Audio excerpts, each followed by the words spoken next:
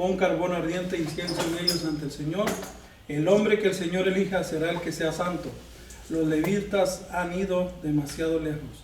Si ven la actitud de Moisés, como él, en lugar de ponerse a pelear con Coré o a discutir por qué me regañan o por qué estás así, o tratar de razonar, ¿qué es lo que hace Moisés? Se pone humilde. Se fue a orar. Se postró. Metió a Dios en el asunto luego. ¿Por qué? Porque esa rebelión es lo mismo que está pasando en el reino de los cielos cuando Satanás se rebeló contra Dios. Y ahora se están rebelando en el desierto. Entonces, que la acusación viene, y sin embargo, cuando Moisés convoca a Datán y Abiram, se niegan a venir, acusándolo de ser un dictador malévolo.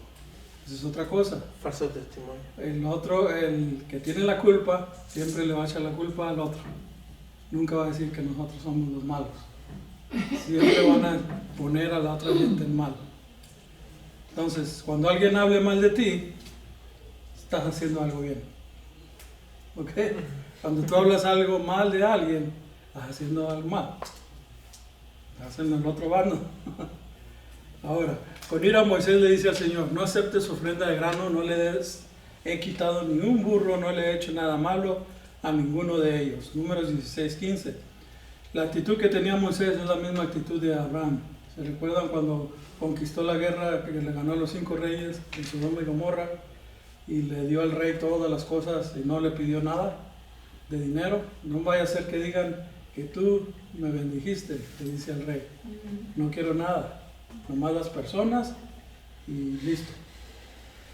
Lo mismo Moisés. Moisés no aceptaba ofrenda de grano, no le he quitado nada a Coré, no les he pedido nada. Y aún así, no les he hecho nada malo a ellos y vienen contra mí. Coré y sus seguidores vienen a presentar su ofrenda de incienso por la mañana. Moisés reafirma con valentía que Dios lo ha nombrado para el liderazgo. Le dice a la gente, si estos hombres mueren de muerte natural y sufren el destino de toda la humanidad, entonces el Señor no me ha enviado. Pero si el Señor trae algo totalmente nuevo y la tierra abre su boca y se las traga con todo lo que les pertenece y bajan vivos al reino de los muertos, entonces sabrás que estos hombres han tratado al Señor con desprecio. Números 16:29. Lo que vemos aquí, siendo humilde, Moisés, ¿ustedes creen que él quiere ser líder? No. Lo que menos quiere. Que ni lo miren, ni lo busquen, ni le pregunten. Pero lo que lo está poniendo no es él, es Dios. De hecho, desde un principio, ¿no? Habla el Señor y le dice, yo porque voy a ir así, soy corto de palabra, etcétera, ¿no? Le pone muchos Y él lo puso a Aarón. Exactamente. Le pone muchos peros. ¿Por qué? Porque él era hombre humilde, o sea, él reconocía sus defectos. Entonces Dios usa más al hombre poderoso, al hombre potentado o al hombre que reconoce sus defectos. Al que conoce sus defectos. El que conoce sus defectos, Dios lo usa más. ¿Por qué? Porque es más, dice, más Yeshua, menos yo. Entre más sea yo, menos le beneficia al pueblo. Entre más Yeshua sea yo, ahora sí le beneficia. O sea, menos yo, más él. Es la actitud de los verdaderos líderes. ¿Ok?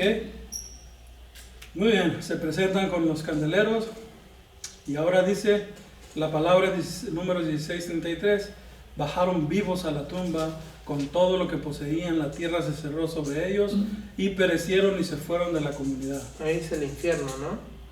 Sí. Bueno, el infierno es una traducción tardía que dice que es infierno. El Seol. Pero el Seol. O el Hades también le dicen, ¿no? El Hades es también tardío. También tardío, ¿no? Sí. Seol es el lugar de los muertos, pero la tumba, el vacío, el sepulcro. ¿Ok? Más ahora sabemos que sí, pues si van condenados van al infierno. ¿Verdad? Okay. Pero es el Seol. El lugar que la gente este evento como una clara señal de que Dios, que Él nombró a Moisés, la gente en lugar de aprender se queja de nuevo acusando a Moisés de asesinato. Pero si no he dicho nada. O sea, les dice, mataste a los ungidos de Jehová. Que los egipcios se habían revelado. Pues sí. ¿Entiendes? O sea, en consecuencia pasa una plaga que se propaga rápidamente entre ellos. Actuando rápidamente para salvar a los israelitas, Moisés instruye a Aarón a tomar incienso en su censo entre la asamblea para hacer expiación por ellos. Dios acepta la expiación de Aarón y la plaga termina, pero en ese corto tiempo 14.700 personas han muerto. Para poner fin a los murmullos y confirmar el estado de Aarón, Moisés coloca el bastón de cada jefe tribal, incluido el bastón de Aarón, que es la tribu de Leví, en la tienda del pacto del tabernáculo. Al día siguiente, los levitas fueron retirados y los líderes los inspeccionaron públicamente como señal de la posición única de Aarón como sumo sacerdote. El bastón de Aarón no solo brotó, sino que había brotado, florecido y producido almendros, en Números 17:8. Ahora, primero esto de que se abre la tierra no es natural, porque un terremoto pues abre la tierra, pero no la vuelve a cerrar en donde mismo. Esto se abrió y se volvió a cerrar ahí mismo. ¿Ok? Muy bien. Por eso fue exactamente como lo pronunció Moisés. Tengan cuidado de cuando pronuncian bendiciones o maldiciones con su boca, porque exactamente como las pronuncian, sucede. ¿Qué dijo Moisés? ¿Qué dijo? Dice, si estos hombres mueren de muerte natural y sufren el destino de toda la humanidad, entonces el Señor no me ha enviado. O sea, si se mueren tranquilos de viejitos y de todo, esos no, Dios no me mandó. Pero si el Señor trae algo nuevo, la tierra abre su boca y se los traga con todo lo que les pertenece y bajan vivos al reino de los muertos, entonces sabrán que estos hombres han tratado al Señor con desprecio. Exactamente como dijo Moisés, exactamente fue lo que les ocurrió. Y tú dirás, no, pues solo Moisés, porque es profeta. No, los israelitas también dijeron, ojalá hubiéramos muerto en el desierto para no estar pasando por estos problemas, de estar aquí con el mar enfrente y el faraón aquí queriéndonos matar. ¿Qué les pasó a esas personas? Murieron en el desierto. Después que pasaron el Mar Rojo y que estuvieron allá 40 años en el desierto, estuvieron muriendo en el desierto. Y los de 20 años abajo quedaron por la mentalidad que tenían los otros, ¿no? De esclavos todo el tiempo. Pero lo que ya habían pronunciado, que iban a morir en el desierto. que era mejor morir en el desierto. Oh, es mejor morir en el desierto o que mueras. Lo que dice. Es como cuando tú te enojas con Dios, que le dices, mejor me viera esto, lo otro. Ok. ¿Por qué no le dices que, Dios que me bendiga y me abra puertas y me haga grande aquí en Escaín? ¿Por qué no le dices eso? Le dices lo contrario. Tú solo te saboteas, tú solo dices palabras en contra. Tu cerebro es muy calmado, quiere estar en lo seguro y no hacer nada. Una zona de confort. No es conforme. Pero también es bien negativo. Si sales, va a llover, está caliente, está esto, te pueden atropellar, te puede pasar esto. Y el cerebro te tiene ahí. Mejor no te muevas aquí, quédate. Y tú tienes que vencer tu cerebro. Yo tengo que ir a la escuela, tengo que sacar notas, tengo que esforzarme por leer la Biblia, tengo que orar. Amén. La carne tampoco quiere. Tienes enemigos dentro de ti mismo. El peor enemigo que tienes eres tú. Porque tú mismo te echas negatividades y tú mismo las hablas y tú mismo estás creyendo cosas que Dios no ha dicho. Por eso cuando lees la Biblia, cambia tu forma de pensar, cambia tu cerebro, cambian tus palabras y cambia tu vida. Porque empiezas a ver cómo Dios trabaja y cómo Dios obra a través de la palabra. Es medicina para nuestro cuerpo. Es medicina. Y refrigerio para nuestros huesos. Exactamente. Tú le hablas a tu cuerpo que se repare y se repara. No importa, puede ser una quebradura de espalda y te sanas. En el nombre de Jesús, ¿verdad? En el nombre de Yeshua. Pero tú puedes transformar tu vida conforme tú le metas a esto. Lo que tú metas ahí es lo que vas a dar el fruto. Por eso dice también la palabra que benditos son aquellos que están pensando en el reino. Y bajo ellos no vendrá tropezo. ¿Por qué? Porque te están pasando cosas aquí en la vida así regular todo el tiempo, pero tú estás pensando allá en las cosas de la eternidad. Que no te duelen las cosas que pasan aquí. No te dañan, no te bajan, porque estás pensando en lo eterno. Y tú estás feliz, tú estás contento, y la gente no le caes mal, porque estás contento. Pero tú estás pensando en allá en otras cosas del reino. Que Dios esto, Dios lo otro, estás preguntándole a Dios cosas, le estás diciendo por qué esto y por qué el otro, y Dios ahí hablándote, y enseñándote y mostrándote. Número 26:10. La tierra abrió su boca y los tragó a ellos y a Coré. Cuando aquel grupo murió, cuando consumió el fuego a 250 varones para servir de escarmiento, los hijos de Coré no murieron. Quizás el punto más revelador acerca de estos hijos salvos de Coré es la forma en que el Señor los usó bondadosamente en su servicio en los años venideros. El profeta Samuel era descendiente de Coré. Wow. Primera de Crónicas 6:31 al 38 lo pueden verificar. Samuel, el profeta Samuel, ¿sí? A los coreitas se les asignó la tarea de custodios y porteros del tabernáculo. Primera de Crónicas 9:19. Y entre los militares del rey David había un grupo de coeritas. Así vemos cómo se los tragó el Seol. Que por cierto dice que ese se están anchando cada día más y no se cansa de recibir gente. ¿Okay? A los hijos de Coré se les atribuyen haber escrito 11 salmos diferentes. Salmo 42, 44, 45, 46, 47, 48, 49, 84, 85, 87, 88. Estos salmos incluyen versículos que expresan la mayor alabanza y devoción al Señor, mientras otros versículos brindan imágenes de profunda humildad y reconocimiento de nuestra frágil humanidad ante un Dios santo. En algunos de estos versículos también se filtran destellos del terrible pasado de sus antepasados. Echemos un vistazo a los extractos, como Salmo 42:1. Como el ciervo brama por las corrientes de agua, así clama por ti, oh Dios, el alma mía. Salmo 46:1-3. Dios es nuestro refugio y fortaleza, una ayuda muy presente en los problemas. Por cuanto no temeremos aunque la tierra se desmorone, aunque los montes se trasladen al corazón del mar, aunque sus aguas bramen y espumen, aunque los montes tiemblen ante su hinchazón. Salmo 47:1. Oh pueblos todos, batid palmas y gritad a Dios con voz de triunfo. Salmo 48:1. Grande es el Señor y muy digno de alabanza. Salmo 49:20. El hombre en su pompa, pero sin entendimiento, es como las bestias que perecen. Salmo 84:1. Cuán hermosa es tu morada, oh Señor de los ejércitos, porque mejor es un día en tus atrios que 1000 en otros lugares. Prefiero ser portero en la casa de mi Dios que habitar en tiendas de maldad. ¿Sí ven cómo está reflejado lo que está pasando en la historia de Coré, en los salmos?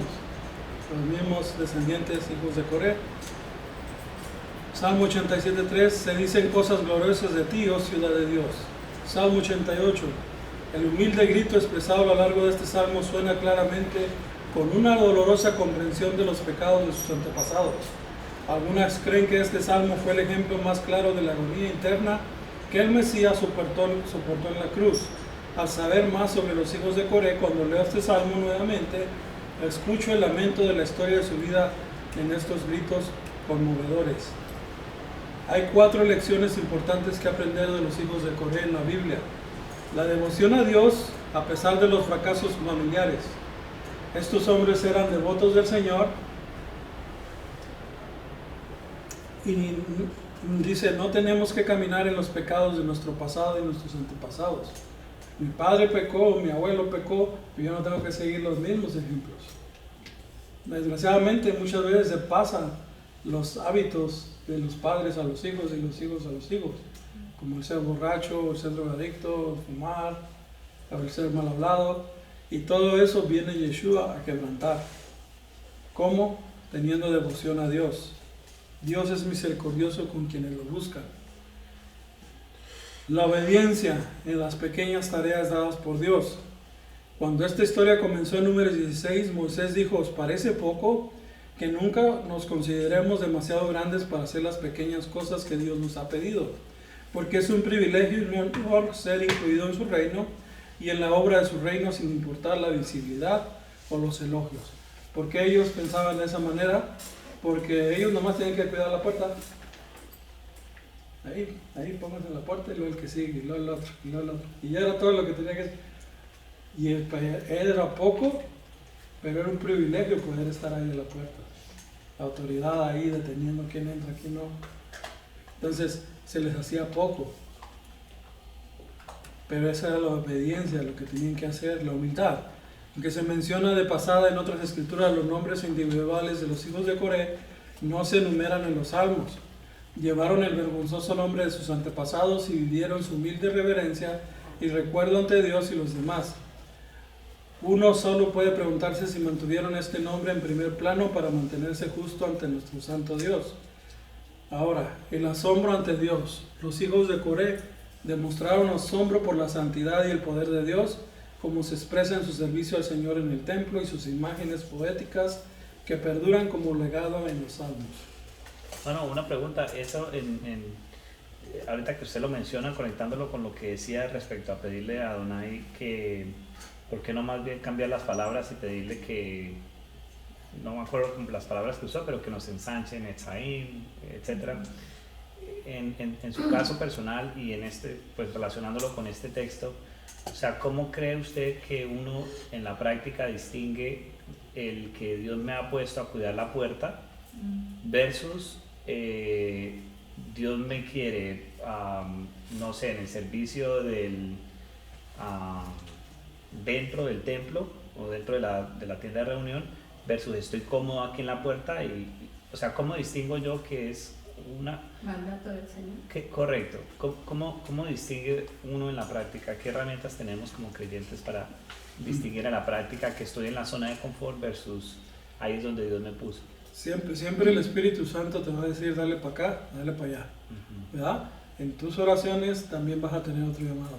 Pero más que nada va a haber en ti, dentro de ti, un ardor, algo que tienes que hacer por Dios. Porque se puede confundir. Probablemente Coré también habría argumentado: tengo un ardor por hacer más y no de quedarme en la puerta. Confundir con la emocionalidad. Correcto. O sea, mire que puede ser una línea delgada para discernir entre esto viene de mi carne versus esto viene de parte de Dios. Exactamente. Cuando Dios te abre la puerta, Dios también te va a promover.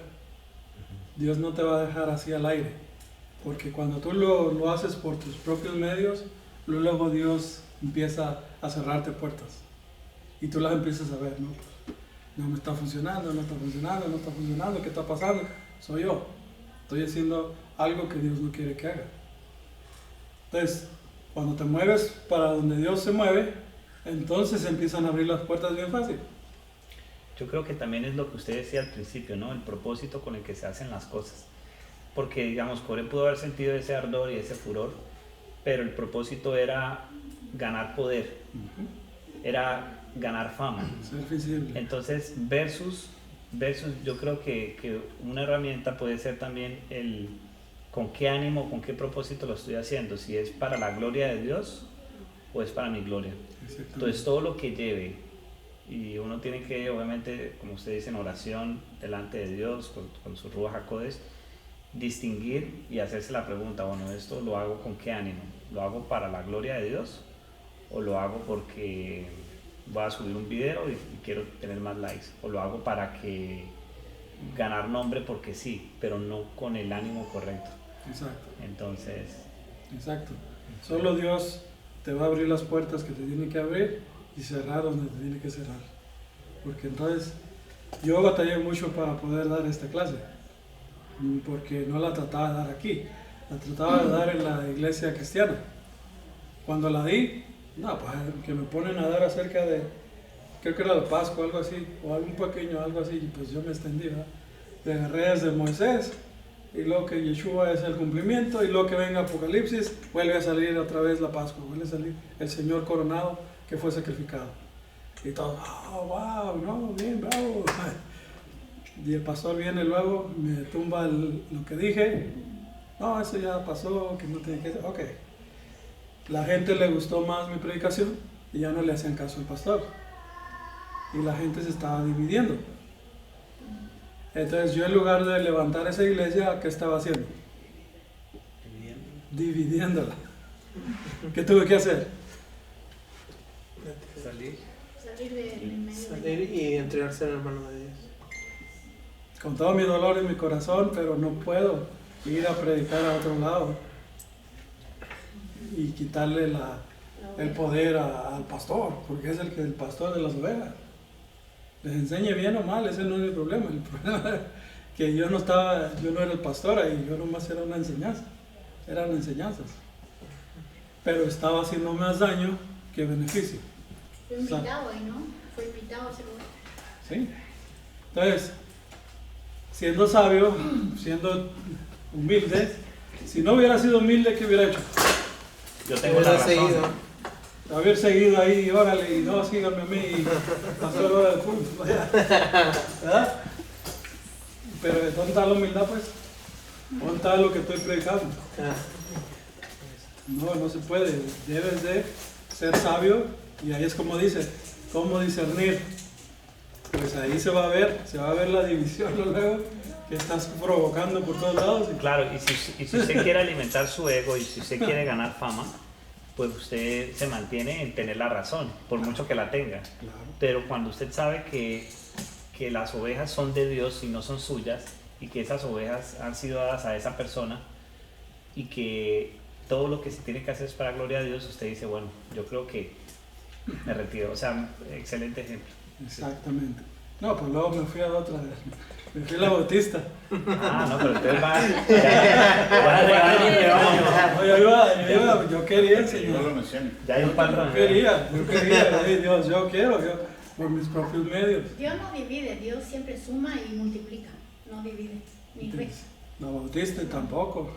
Ok, vamos a la Adventista, pues. Tampoco. Siempre salía algo, siempre pasaba algo. Entonces, no, vamos para acá. Ya cuando venimos aquí a Baruch Hashem, no, ahora sí, pues predica lo que tienes que predicar. Ah, ok, boom, ahí va. Y ahora sí, libremente, ya, se abren las puertas. Se abren las puertas. ¿Sí me entiendes? Y aún así, ahí también se me cerraba también. Porque había un grupo como nosotros y varios predicaban. Yo era el más jovencito. Pues les predicaba bien también y no les caía bien. Ellos querían el puesto. Ahí como Corea. Ellos querían enseñar. Entonces, siempre batallaba ahí. Ya cuando dijeron, no, acá necesitan que enseñen que judaísmo mesiánico en español. Vámonos para ese ahí. Agarra todas las chivas y vamos. Y ya estamos aquí. Pero aquí sí es libremente puedes hablar todo. Nada más un pedazo sí y otro no. No, aquí descubres todo. Eso es que tienes la libertad para expresarte, la libertad de tu corazón, que Dios te está confirmando dónde puedes enseñar lo que tú sabes. ¿Entienden? Ok. Dios extendió misericordia a estos hijos de Coré y sus corazones fueron fieles a Él. En 2 de Crónicas 16:9, porque los ojos del Señor recorren toda la tierra para mostrarse fuerte a favor de aquellos cuyo corazón le es leal. En 1 de Pedro 3:12, porque los ojos del Señor están sobre los justos y sus oídos atentos a su oración, pero el rostro del Señor está contra los que hacen el mal. ¿No crees que si ahorita agarras el carro, te vas, compras hamburguesas, vas y las repartes allá a los pobres y todo eso, y luego de la noche tú le pides algo a Dios, ¿tú crees que no te lo va a dar?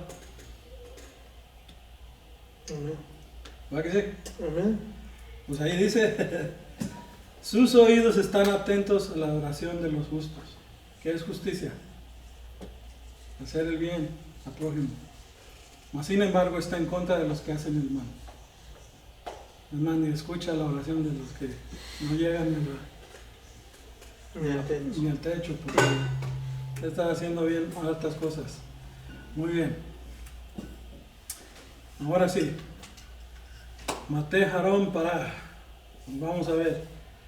Esa de aquí que estamos viendo, que pusieron los palos, los bastones de cada líder de las tribus, los 12, en el arca, enfrente del arca. Y esto para confirmar una vez más quién era el líder de entre los sacerdotes. Porque ahora decían que era Coré, ahora iba a decir no era Cohat, no, que es este, que es el otro. Y entonces todos pusieron sus varas. Resulta que al día siguiente la vara de Aarón fue la que reverdeció. Le salieron flores, pero no solo flores, sino también fruto, almendras. ¿Ok? Ahora. ¿Y eso que no estaba plantado? No, era imposible que pasara eso porque no tenía ni agua ni tierra. ¿Ok? Entonces, el árbol de almendro es muy importante en Israel. De hecho, la menorá está basada con los árboles de almendro. Tiene muchas figuras y flores de almendro, la menorá original. Es la primera que reverdece después del invierno. Lo primero que sale, el almendro. Es lo más duradero, lo más nutritivo que tenemos para nuestros huesos, nuestros músculos. Las almendras, lo mejor que pueden comer, aparte de las nueces. Bueno, el brote significa un nuevo comienzo. Es un crecimiento espiritual y es un fruto maduro. Cada quien da frutos diferentes. Un fruto maduro es el que Dios da. El Señor dice que Él vela sobre su pueblo y este fruto no es el que das tú, no es el que tú crees que tú eres. Este fruto es natural, te sale natural. Alguien te maldice y tú lo bendices. Amén. Pero ya has practicado, no sé cuántas veces te han maldicho y les has maldecido tú también. Ya has pasado por un proceso. Desde tanto que pasas, ya el Señor ya crea en ti algo nuevo. Y empiezas a bendecir. Ok.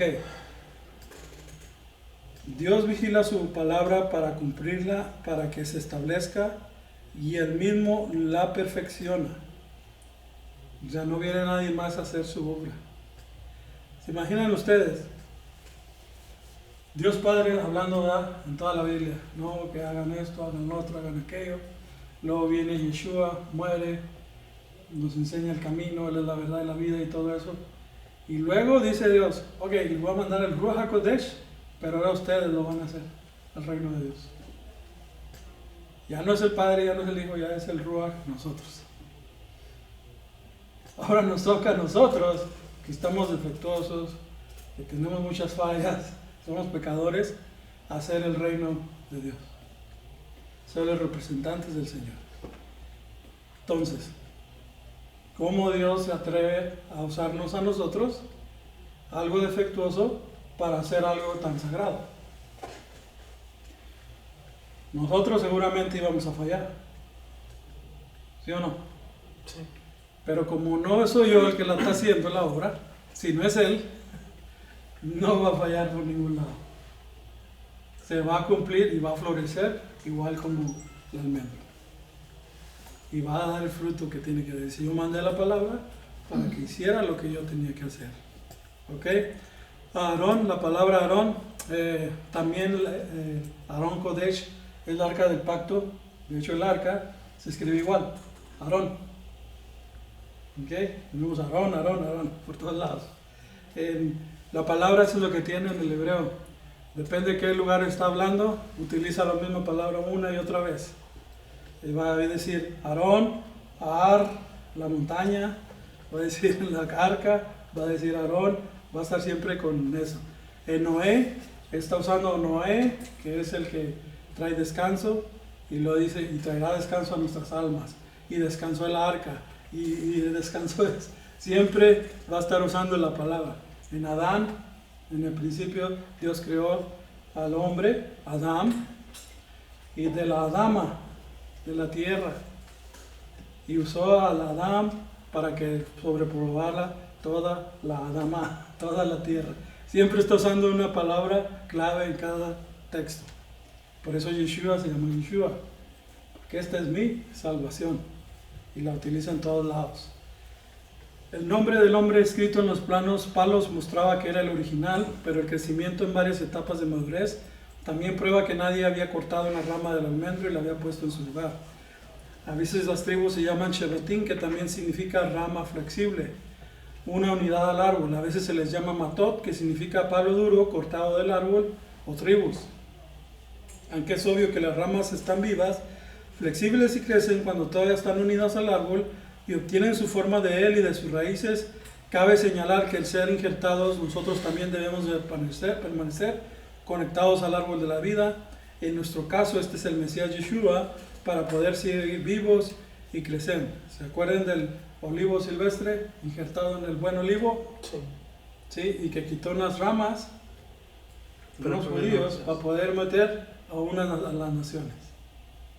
No que quitó a todos los judíos, no, a algunos. Desgajó unas ramas, sí. Y no que va a meter a todas las naciones, sino a algunos. Ujú. Y de eso va a ser un solo árbol. Y ese árbol va a tener que florecer. ¿Quién lo va a hacer? Dios mismo va a hacer. Yeshua, quien es la raíz, es el que nos sustenta para que haga todo esto. En Romanos 13, sométanse toda persona a las autoridades superiores, porque no hay autoridad sino parte de Dios, y las que hay por Dios han sido establecidas. De modo que quien se opone a la autoridad, a lo establecido por Dios resiste, y los que resisten acarrean condenación para sí mismos. No debáis a nadie nada, sino el amaros unos a otros, porque el que ama al prójimo ha cumplido la ley. Porque no adulterarás, no matarás, no hurtarás, no dirás falso testimonio, no codiciarás, y cualquier otro mandamiento en esta sentencia se resume. Amarás a tu prójimo como a ti mismo. El amor no hace nada mal al prójimo, así que el cumplimiento de la Torah es el amor. Amén. Si yo no sé cómo cumplir un mandamiento, ¿qué tengo que hacer? Amén. Porque dice, por ejemplo, un mandamiento dice, si encuentras algo tirado, tienes que ir a preguntarle a todo el mundo de quién es. Y si no encuentras quién es, te lo puedes quedar. Si lo encuentras, se lo entregas a esa persona. Entonces, la ley del amor, ¿qué me diría que haga? Que busque por todos Busque lados dueño, y se lo entregue a esa persona. Y la ley de la avaricia, Que me lo quede. que me lo quede y no le diga a nadie. Que normalmente lo queríamos, ¿verdad? Entonces, el amor no hace mal al prójimo. El amor. Todo se reduce a eso. Muy bien, entonces la vara de Aarón reverdeció. Vemos el desafío a la autoridad establecida, así como Corá y 250 líderes cuestionan el liderazgo divinamente asignado de Moisés y Aarón. Los fariseos y líderes religiosos cuestionaron la autoridad y el origen divino de Yeshua. ¿Se acuerdan? La pureza de toda la asamblea. Corá argumentó falsamente que todos en la congregación eran santos para usurpar el sacerdocio.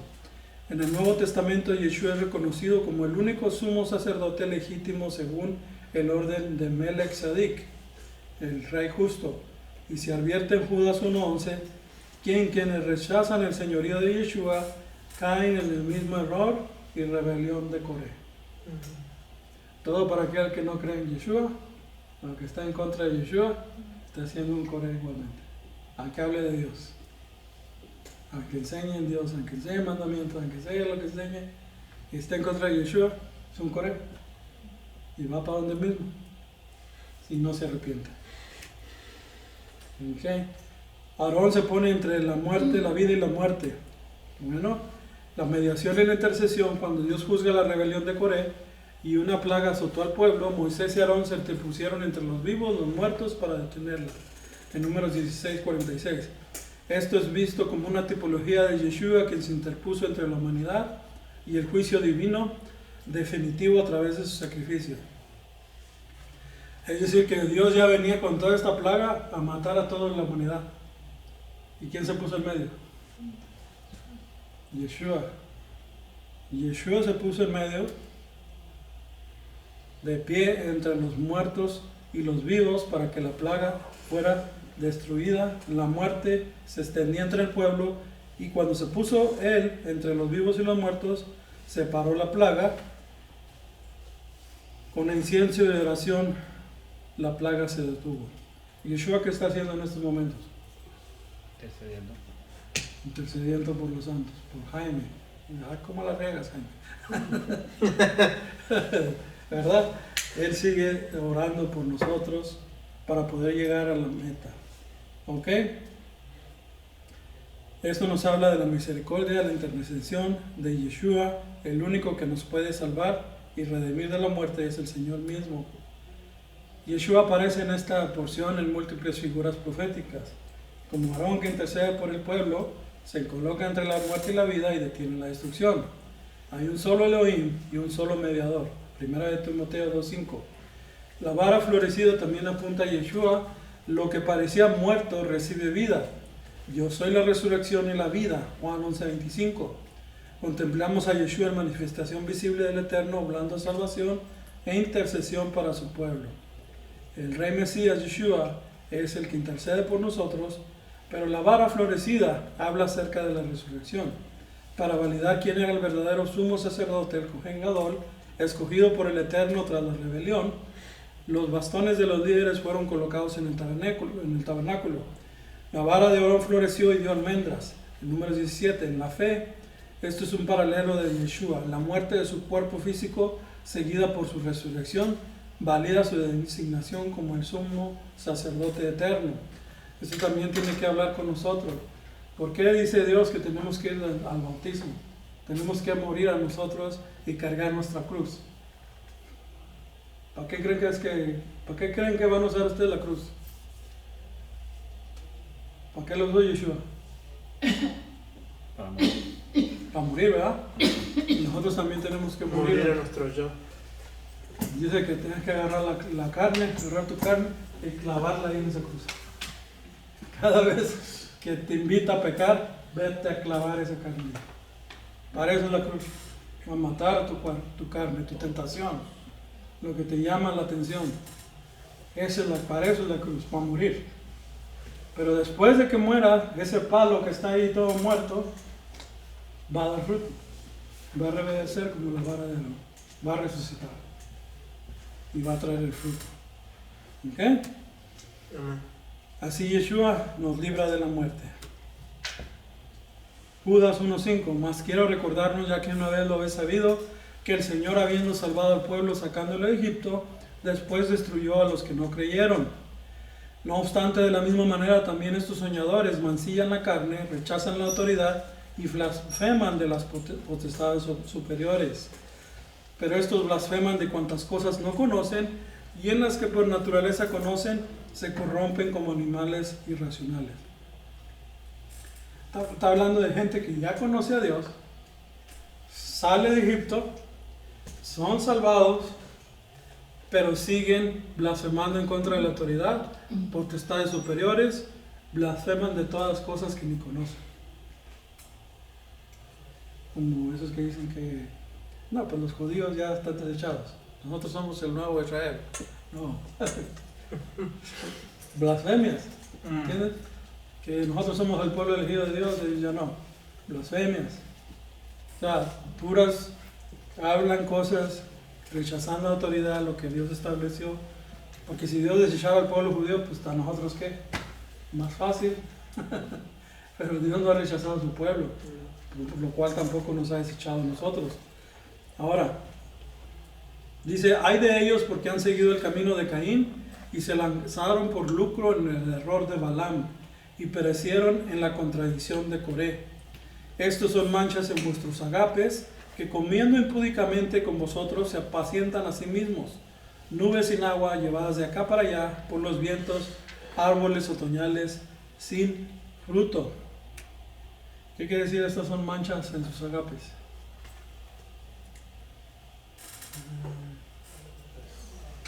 Pecado. Dios está poniéndonos un vestido, preparándonos para la boda. Pero de repente viene uno de esos y nos empieza a manchar el vestido. Porque nos quiere llevar para allá. No, miren, acá es así y así, y no es así ni así. Y ahí vas tú y esa es una mancha. Pecados. Como el barro, ¿no?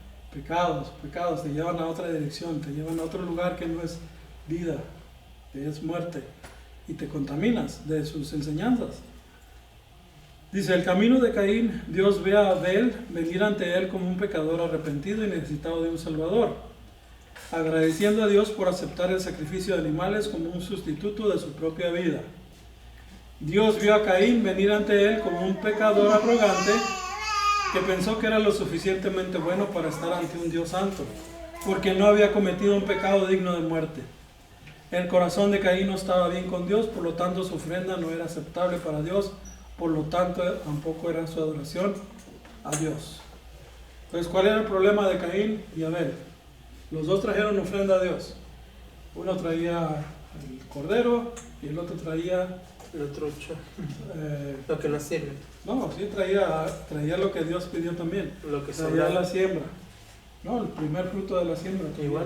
Igual, traía la ofrenda que pidió Dios y él también traía la ofrenda. ¿Cuál era el problema? ¿El orgullo? No, dice aquí que el corazón. Ah. Recuerdan que hay una parábola donde dice, si tú tienes algo contra tu hermano y vienes a dar tu ofrenda, ve a arreglarte con tu hermano y luego presenta tu ofrenda. Porque si no estás haciendo culto a los demonios. Porque no te voy a ver ni la ofrenda ni nada. ¿Por qué? ¿El problema dónde está? El odio con el hermano. Entonces, ¿qué tenía Caín? Odio con su hermano. Y envidia. Envidia. Y además Caín se hacía pasar como que él era un pecador que no necesitaba de Dios. Y Abel no, Abel sí sabía que necesitaba de Dios, reconocía. Entonces el corazón estaba en otros diferentes lados. Cuando allá estaban ellos y llovía, ¿qué decía Abel? Qué rico que está lloviendo, se va a refrescar. ¿Y qué decía Caín? Otra vez está lloviendo. Otra vez mugrosa lluvia. Me va a echar a perder el pastagal, la siembra. Y cuando salía el sol, oh, qué calor. qué calor me está quemando, no hombre, ¿por qué manda este calor? Y a veces no, oh, maravilloso, van a salir todas las plantas, todos los animales, ¿no? Vamos a hacer barbacoa. ¿Verdad? O sea, la misma situación, el mismo mundo, dos formas de pensar, ¿verdad? Entonces, perdón, Caín ardió de ira contra Dios por rechazar su ofrenda y estaba celoso de Abel. Pues sí, tú ves que a tu hermano sí lo aceptan y tú no, ¿cómo te vas a sentir? Mal, ¿no? A veces se sintió Caín, dijo, no, hombre, porque este sí y a mí no. No entendía. Entonces, aquellos que son injustos o fariseos son críticos con aquellos que son verdaderamente justos. Porque aquellos que son verdaderamente justos en el Mesías traen condenación sobre aquellos que son injustos o fariseos. Piensan que son lo suficientemente buenos para ser aceptados por Dios siempre, y cuando sus buenas obras se equilibren con sus malas acciones, liberarán su ira sobre aquellos que se atreven a juzgar su comportamiento. Eso es lo que hacía un fariseo. Un fariseo diezmaba, ayunaba, oraba, ¿verdad? Pero en hipócrita, como decía Yeshua. Pero el problema era que luego se dejaba ir contra los que no lo hacían. Le daba coraje que el otro no lo hacía, que él no diezmaba, que él no oraba y esto y lo otro. Entonces quería que ellos también fueran así. Entonces, creían que sus buenas obras iban a mejorar sus malas intenciones y que así iban a estar delante de Dios mejor. Y Yeshua no dice que sea así, ¿verdad? Tú tienes que aprender a tu comportamiento ser el mismo con el que es, con el que no es, con el que tiene, con el que no tiene. ¿Okay? Tienes que ser el mismo.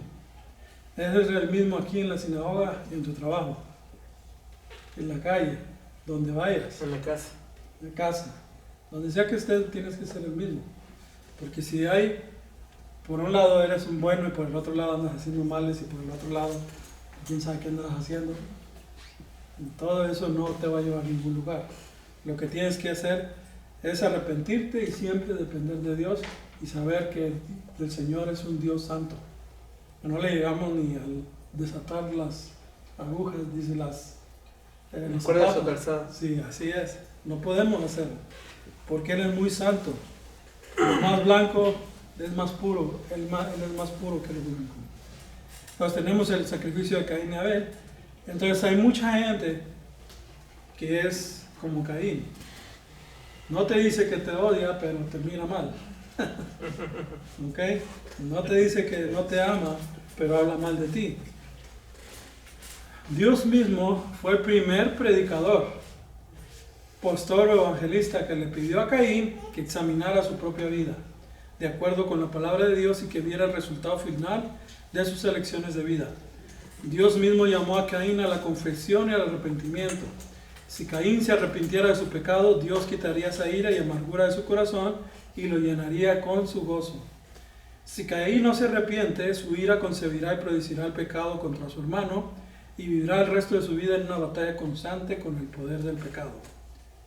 En la ira de Caín contra Abel, en Génesis 4:8, Caín decidió que no necesitaba a Dios, ni el perdón de Dios, ni la justicia de Dios. Se amaba a sí mismo, a su pecado y su forma de vida, y lo protegería incluso si tuviera que matar a su hermano. Caín vivió los días en su vida en la tierra de Nod. Sin embargo, hombres con la misma naturaleza rebelde contra Dios se infiltraron en la iglesia en los últimos días, porque algunos hombres se infiltraron sin saberlo, que desde la antigüedad fueron ordenados para esta condenación. Hombres impíos que convirtieron la gracia de nuestro Dios en libertinaje y negaron al único Señor Dios y a nuestro Señor Yeshua el Mesías. O sea que estaban predestinados para ser gente mala. Pues Coré ya andaba con los Kadosh, ¿verdad? Con los santos. ¿Verdad que sí? En la iglesia va a haber santos. Y va a haber gente ahí que no es santa. Viene a criticar, a tumbar, vienen a hombres impíos. Dice aquí, convirtieron la gracia de nuestro Dios en libertinaje.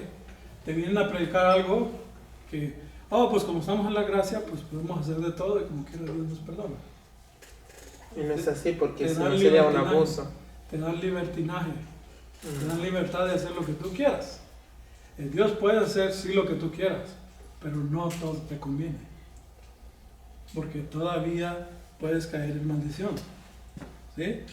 Y el enemigo es lo que trata de hacer, para que estés triste, para que estés lejos de Dios, para que no veas la gracia y la salvación de nuestro Dios. Y para que el Ruach HaKodesh se aleje Y también. estos hombres siempre van a estar criticando. El que predica, el que enseña, al maestro, al que cuida, a todo el mundo van a estar criticando. Son ponzoñas, son gente que está ahí, que es miembro y todo, pero niegan la eficacia de la gracia. ¿Ok? Y eso ha pasado mucho, ahorita en estos tiempos pasa con muchos judíos mesiánicos también. Que ahora ya que son judíos mesiánicos, empiezan a hablar en contra del cristianismo. Y lo que no saben es que se están metiendo en contra del mismo Dios. Están hablando de donde salieron. Y están hablando del Dios de que los salvó. Así que si tienen judíos mesiánicos que están hablando en contra del cristianismo, huir de ahí, salir de ahí. Porque no es, ese es otro Coré que está en medio del pueblo, enseñándoles mal. Muy bien. Tenemos a Balaam, que era un profeta corrompido, que vendió su alma a cambio de oro y plata. Es el tipo de siervo que usa el nombre y la palabra de Dios para beneficio propio. No le presta la más mínima atención a la condición del pueblo, ni se preocupa por el destino de las personas que mueren sin la salvación. Lo que sí les importa a estos falsos pastores es la ganancia material, por eso explotan los sentimientos, el dolor de las personas para alcanzar sus objetivos deshonestos y egoístas. Entonces, el Balaam de hoy, ¿quién vendría siendo?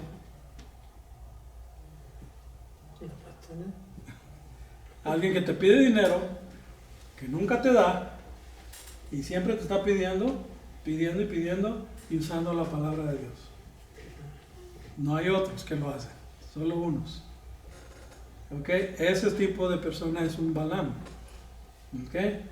Si no se arrepiente, de hecho en Apocalipsis 2 dice, tú dices que eres rico y que te has enriquecido, pero yo te digo que tú eres un hombre desnudo y empobrecido, ven a comprar plata y oro para de mí y arrepiéntete, si no quitaré tu candelero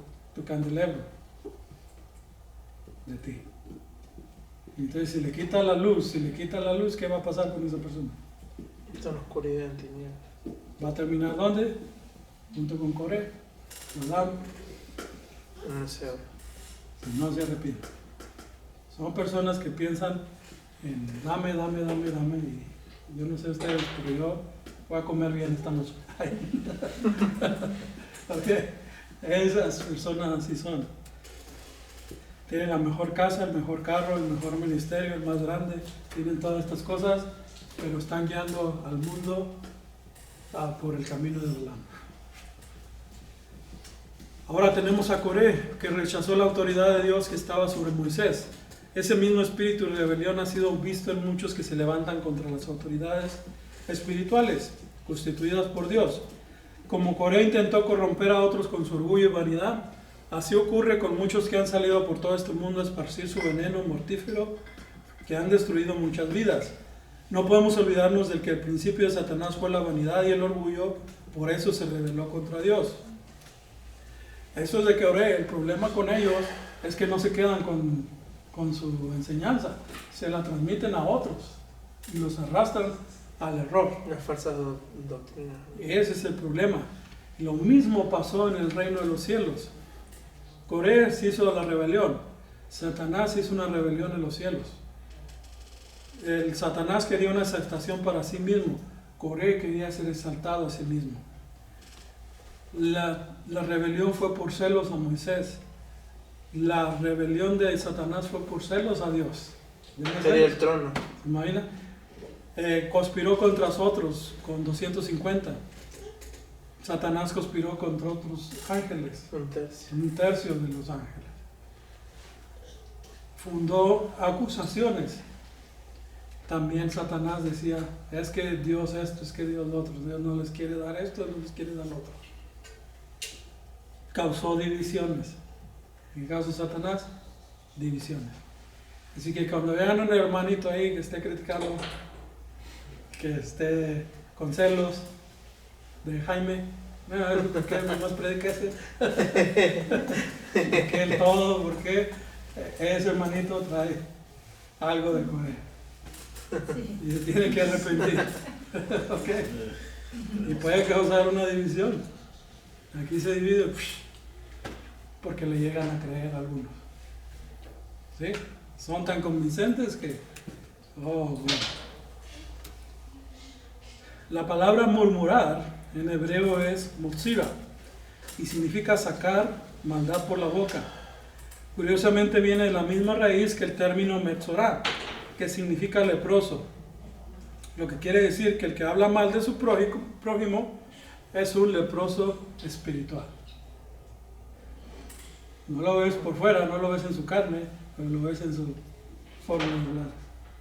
Que echa el veneno, echa maldad por su boca.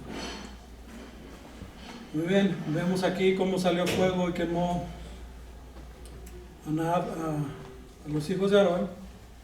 Pero dice el Señor, también le reitera a Aarón que él y sus hijos descendientes tienen la responsabilidad de servir como sacerdotes dentro del tabernáculo, específicamente en relación con todo lo que hay en el altar dentro de la cortina.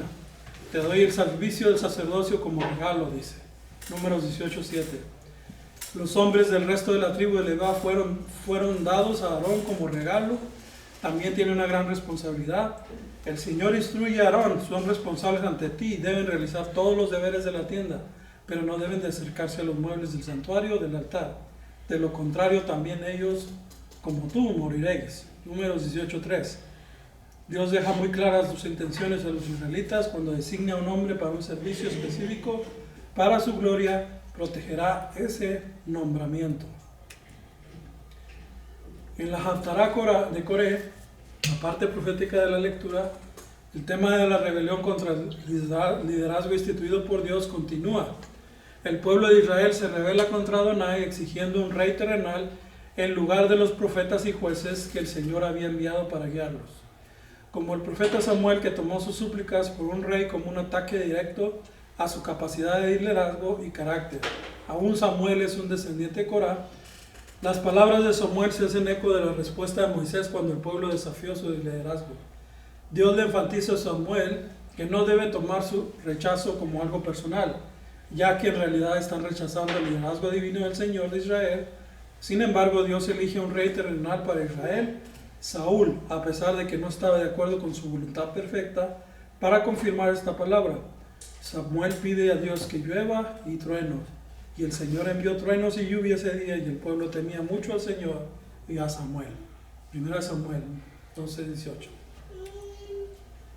Los israelitas le piden a Samuel que interceda por ellos para que no mueran por sus graves pecados de adorar ídolos y querer un rey terrenal y similar a Moisés en la parte de la Torá. Samuel intercede en nombre del pueblo: si te rebelas contra los mandamientos de Dios, entonces el Señor estará contra ti. 1 Samuel 12:14. Entonces, si hemos cometido errores o hemos salido de la voluntad perfecta de Dios, podemos volver atrás en Teshuvá, arrepentimiento, y servirle con todo nuestro corazón, confiando en la bondad y misericordia de Dios, para restaurar y redimir, porque el Señor no cambia. Por lo tanto, ustedes, hijos de Jacob, no son consumidos. Malaquías 3:6 dice: Dios no cambia, Él es el mismo ayer, hoy y mañana y para siempre.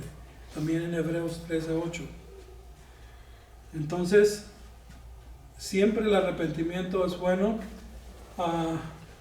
Cuando vemos a Pedro que niega al Señor 3 veces, y vemos que Judas lo traiciona una sola vez. Pero ¿por qué Judas no se salva y por qué Pedro sí? Judas no se arrepintió. No se arrepintió. ¿Y por qué? Porque Si tenía la opción. Según si se arrepintió, agarró las monedas, se las llevó a los sacerdotes, se las aventó y yo no quiero nada. Eso fue su arrepentimiento.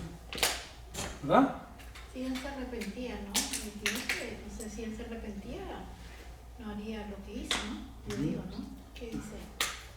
Me parece que si él se arrepintiera, no iba a hacer lo que hizo. No se arrepintió. Ajá. Pero, ¿por qué el otro sí y el otro no? Yo siento que fue más remordimiento lo que sintió Judas. Por eso hizo lo que hizo, de entregar las monedas. Es muy diferente el arrepentimiento versus el remordimiento, porque el remordimiento solamente te sientes culpable nomás. O sea, sí te hace sentir culpable, o sea, sabes que hiciste mal, pero no escoges el perdón o sea, es lo que lo dice en 2 Corintios 7. Dice 2 Corintios 7:10. Dice: porque la tristeza que es según Dios produce arrepentimiento para salvación, de que no hay que arrepentirse, pero la tristeza del mundo produce muerte. Entonces hay 2 tipos de tristeza según la Biblia. La tristeza que se produjo en el corazón de Judas fue para muerte, y la tristeza de Pedro fue para vida. Exactamente. La razón, una de las más importantes, es que Pedro se arrepentía y estaba dolido porque de lo que había hecho, pero creía que Dios lo podía salvar. Judas se arrepentía, pero no creía que Dios lo podía salvar. Yo creo que pasa un poquito como lo que pasó con Saúl y David, ¿no? Sí. Porque también hubo ahí un arrepentimiento o una tristeza de ambos, pero a uno se le perdonó y al otro no. Y tiene que ver también como con la intención, porque cuando apenas Saúl se arrepiente, dice: bueno, sí, he pecado contra Hashem, he pecado contra el Eterno, pero venga, solucionemos aquí. ¿Para qué vamos a mostrarle a los príncipes del pueblo? No me haga quedar mal. O sea, estaba más preocupado por él que por, en verdad, complacer a Dios. Exacto. Mientras que David sí fue genuino el arrepentimiento. Claro, que sea genuino es el punto, ¿no? Exacto. O sea, una cosa es que una humillación completa. Tú a veces cometes errores grandes en tu vida y tú piensas que Dios no te puede perdonar lo que yo hice. Entonces, para Judas, el enemigo le decía que no le iban a perdonar y que eso no podía. ¿Qué hizo mejor? Se fue y se ahorcó. ¿Ya? Para Pedro también le decía, no te va a perdonar, no le hace, pero yo le voy a pedir perdón. Y también un poquito se relaciona a cuando la escena de los espías, que pasa la mortandad y todo, y una porción del pueblo decía, no, vamos a atender la voz de Adonai. Y Moisés les dice, ya no vayan porque ya Adonai dijo que no, igual iremos. Exacto. Y fueron y murieron. Entonces, Desobediencia. puede ser por la falta de confianza en que Dios lo pueda perdonar, pero también creo que es terquedad, orgullo, yo diría también la falta de sujeción a Dios. Entonces, cuando hay arrepentimiento genuino, hay sujeción a Dios. Hay un camino. Y cuando no, se hace lo que la persona cree, sea suicidarse, sea ir a supuestamente hacerle caso a Dios cuando no le está haciendo, sea lo que sea. Si tenía el deseo de suicidarse, ¿qué estaba pensando en su cabeza? Judas. Que no era perdonado. Y que Dios no lo ha perdonado. Y que no, ¿cómo sería su estrés que tenía? Su desesperación, que no podía seguir viviendo. Quería que parara eso. Como eso, que hubiera como si después del suicidio, de la muerte, tendría vida o algo mejor. Siempre eso es lo que piensa la gente, que se suicida cuando no es así, es peor. Que se iban a acabar sus problemas. Claro, eso. Se iban a acabar sus problemas y ya. Y que al contrario, fue peor. Es peor, en el Seol. Entonces, ¿cuál fue la solución al problema de Pedro? Buscar al Señor. Siempre la solución va a ser ir a buscar al Señor. Siempre. En Hechos 5 tenemos una historia de un cierto llamado Ananías, usa con Zafira su mujer, que vendió una heredad y sustrajo el precio, sabiéndolo también su mujer. Trayendo en una parte, la puso a los pies de los apóstoles y dijo: Pedro, Ananías, ¿por qué llenó Satanás tu corazón para que mintieses al Espíritu Santo y sustrajeses del precio de la heredad, reteniéndola? ¿No se te quedaba a ti y vendida no estaba en tu poder? ¿Por qué pusiste esto en tu corazón? No has mentido a los hombres sino a Dios.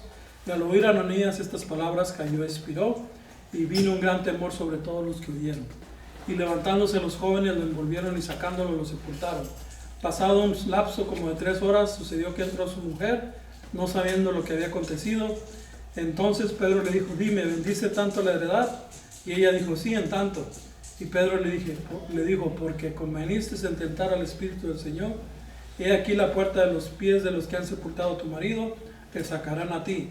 Al instante ella cayó a los pies de él y expiró. Y cuando entraron los jóvenes, la hallaron muerta y la sacaron, la sepultaron junto a su marido. Y vino gran temor sobre toda la iglesia y todos los que oyeron estas cosas. Eso es una señal de que Dios no puede ser burlado. Todos tenemos que dar cuentas de nuestras buenas y malas obras. Esta es la deshonestidad de Ananías y de Zafira. Así que si le vas a dar algo a Dios, pues dale, sea honesto con Dios también.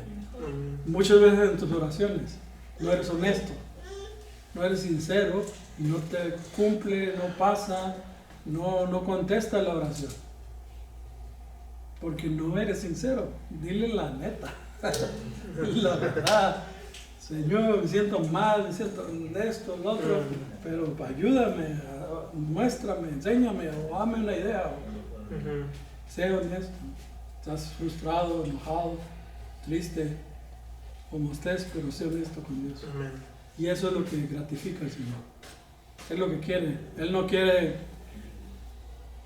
quiere robots ni mentirosos. Él nada más quiere honestidad. Una relación bien. Y voluntad. Como no quiere robots, quiere voluntad. Por ejemplo, cuando le hablas al pariente allá en México, en Venezuela, en Perú, y le dices, le echas cuentos por teléfono, pero la realidad es otra. ¿Cómo estás? No, muy bien, por allá todo enfermo y sin dinero. No, ando muy bien acá paseando y todo. Y no, o sea, no eres sincero. Entonces, Dios quiere la honestidad. Y en la oración, de eso Dios lo gratifica. ¿Por qué pasan pues las cosas? ¿Por qué Dios te da cosas? ¿Por qué a uno les da más? ¿Por qué a uno les quita? A otro les pone? Por la misma actitud del corazón y por la misma honestidad. Si sirves a Elohim, tú vas a ser humilde, obediente a la voluntad de Dios, Amén. a lo que Dios te pida. A veces te va a mandar a cosas que no quieres hacer, pero esa es la voluntad de Dios y termina haciéndola la buena o la mala, así como Jonás. O a tu aspiración espiritual, quieres reconocimiento, influencia, aprobación. Te digo, si tú llegas allá al reino de los cielos, allá arriba, estás en el día del juicio, y toda la gente dice, no, mira, todos ellos me aprueban, ¿tú crees que a Dios le va a importar? No, No le importa si te aprueban todo el mundo, tiene que aprobar el Señor. Él te tiene que aprobar.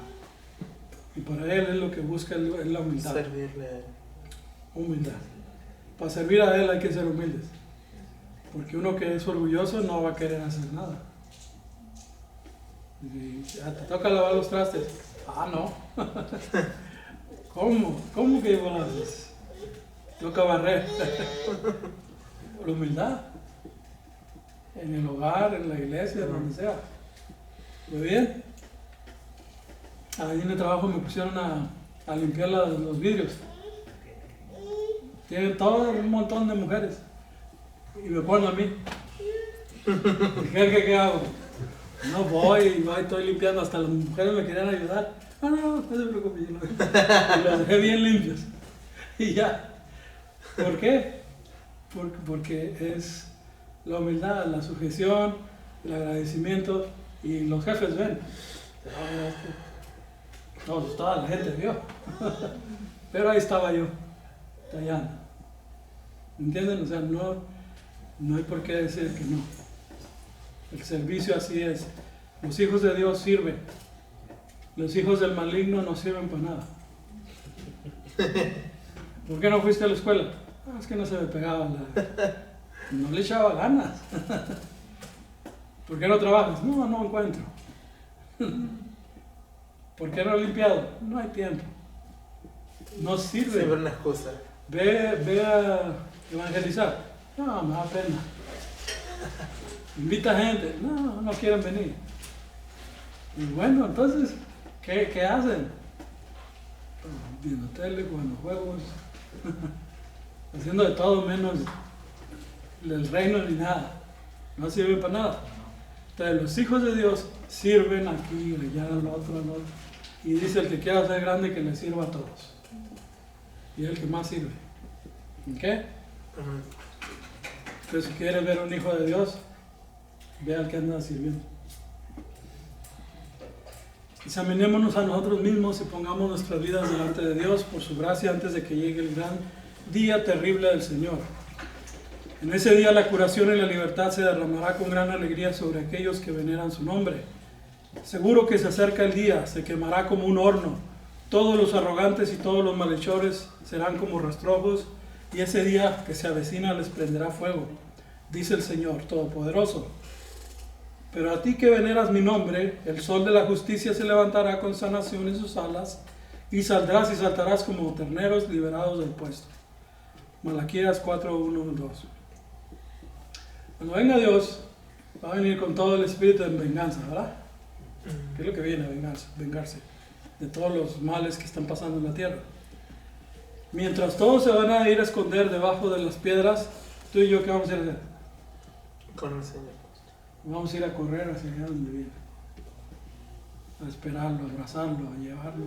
Ahí nos van a ser transformados. Pero la mayoría van a estar, dice en Apocalipsis, corriendo y escondiéndose debajo de las piedras. Por sus abominaciones, su idolatría y todas las cosas que hacen. Todos que aprendamos entonces a caminar con mayor humildad, alegría y gentileza hacia todas las personas, y que Dios traiga unidad y paz entre hermanos, como está escrito: Hine matovu matov uma naim shever hayim gan yaha. Mirad cuán bueno y placentero es cuando los hermanos viven juntos en unidad. Y esa es la oración que hizo Yeshua antes de irse. Que sean uno, como tú y yo somos uno. Y eso es lo que el enemigo ha estado dividiendo desde entonces. Que seamos uno. Así que vamos, acerquémonos a Yeshua, seamos como Él, imitémoslo a Él. Al final, ¿quién es el que te condena? El Mesías Yeshua es el que murió y es el que fue crucificado, el que está a la diestra de Dios y el que también intercede por nosotros. Así que, ¿qué más? Si la gente me critica, ok, está bien. Pero el que murió por mí, el que me ama, que me quiere, ahí está sentado en el trono. Yo no tengo por qué estar triste. Tengo que estar feliz, ser humilde, porque mi Dios me enseña a ser humilde. La humildad que tiene Dios. ¿Por qué Dios, una pregunta, por qué Dios se enojó que querían un rey al pueblo de Israel? Porque él sintió que lo había desechado a él. Bueno, más bien se lo desecharon a él. Ajá. ¿Qué más? ¿Por qué creen que se enojó el Señor? Porque querían un rey conforme como los demás pueblos. Como la demás nación. Como las demás naciones. ¿Qué más? Querían alguien superior a los sacerdotes. O sea, no los consideraban a ellos o a los levitas importantes como hicieron relevantes para entrar al lugar santísimo, por ejemplo. Okay. ¿Por qué más? ¿No más? ¿Sabe por qué le dio coraje? Dijeron, estos están pidiendo un rey humano, ahora voy a tener que convertirme en humano. Voy a tener que rebajarme a ser un gusano. Tener que rebajarme para poder salvar a estos. Dios no le gustó, no quería venir. No quería venir como hombre.